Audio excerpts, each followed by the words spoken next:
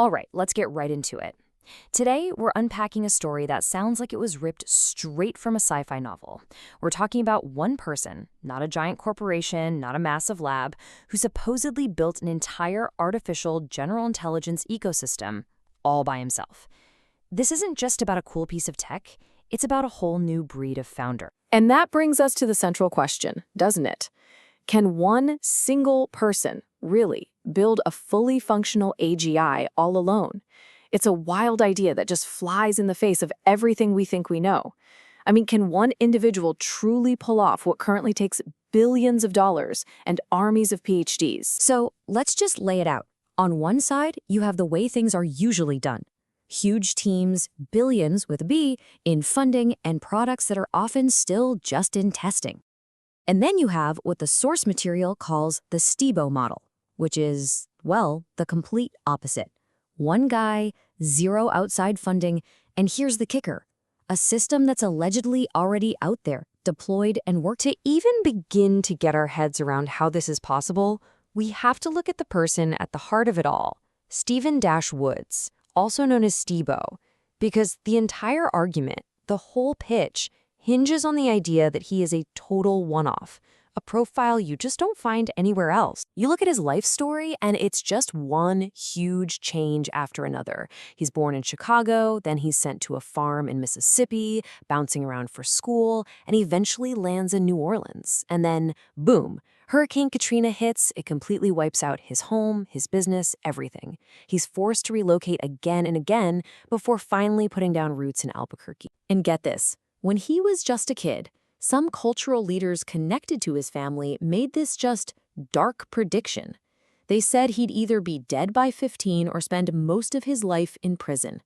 Well, today he's 63 and has never set foot in a prison. So yeah, I'd say he's defied those odds and then some. And that's a theme you see again and again in his life: resilience, overcoming an abusive stepfather, a career-ending injury that crushed his Olympic dreams, and, as an adult, losing absolutely everything in Hurricane Katrina. It's almost like his entire life has been training for taking on something that everyone else would say is impossible. So let's talk about the tech. What did this supposed unicorn actually build? Well, according to the source materials, it's not just one tool. It's an entire ecosystem they've dubbed the Fab Five. Think of it like an AI dream team. Each one is a specialist with its own job, its own personality even. You've got Dash AI, who's like the team captain calling the plays. Kingdom AI is the strategist, thinking 5 moves ahead. Elena AI is the creative one, handling branding and design. And the big claim here is that these aren't just concepts on a whiteboard. They are supposedly deployed agents collaborating on real-world missions. And even though this was a one-man show, the scale is just huge. The training data behind all of this, what they call the Dream Team database, is made up of over 20 million characters from real conversations. That's the secret sauce, right? That's what supposedly gives these models their unique mojo to reason and work together. And the ambition doesn't stop there. Oh no, the documents lay out a clear plan to basically 5x this thing. The vision is called Apex 25, to scale from the 5 models they have now to a full 25, all organized into these specialized groups for things like security, governance, and more. For an investor, that's a crystal clear, highly scalable roadmap, which of course brings us right back to the million-dollar question, or maybe billion-dollar question. How on earth could one person possibly build all of this alone?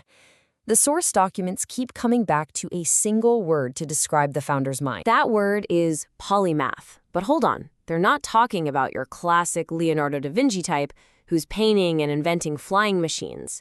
They use a very specific term, a passive polymath. The idea is it's someone with a really broad knowledge base, but it's all hyper-focused on technology. That focus gives them this unique, big-picture view that lets them see connections that specialists might miss. And just to give you a sense of how rare we're talking, one source they cite estimates there are maybe 2,400 proper polymaths on the entire planet. So the pitch is basically saying that any version of this profile is incredibly scarce. It's that rarity that forms the entire foundation of the investment thesis. The founder is the asset. So, if the founder is this rare and the technology is this unique, it raises a huge question. How do you value it? How do you put a price tag on that? The pitch answers this by introducing a pretty radical new concept. They call it presence capital. And the argument is, at this level of rarity, the founder's presence itself becomes the main asset. Their reputation, their direct involvement, their strategic mind, that's what accelerates everything. So investors aren't just backing a product, they're investing in an identity. And this isn't just some philosophical theory. They've turned this into a concrete business model. It's a tiered licensing system. So an investor could license the basic IP, or they could step up and get access to the entire AGI ecosystem. But then there's the top tier, where you can actually license the founder's presence, his direct strategic involvement for a premium price, or even an equity stake. The founder's proposed tagline really captures the entire thesis. I don't build startups, I accelerate inevitabilities. Wow. That one line just completely reframes the investment, doesn't it? It's not a gamble on a startup, it's a claim on a future that, according to him, is gonna happen anyway. So what's the key takeaway from all this? This story, whether you believe it or not, forces us to ask a really profound question.